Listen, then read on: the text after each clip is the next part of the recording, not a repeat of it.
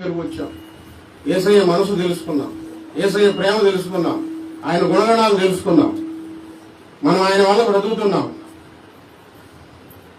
దేవుడు మనకు ప్రతిఫలం ఖచ్చితంగా ఇస్తాడు. నువ్వు ఎంత నాణ్యంగా పనిచేశావో నీకు అంత నాణ్యమైన ప్రతిఫలం నీకు దొరుకుతుంది. నేను ఉద్యోగం చేసేటప్పుడు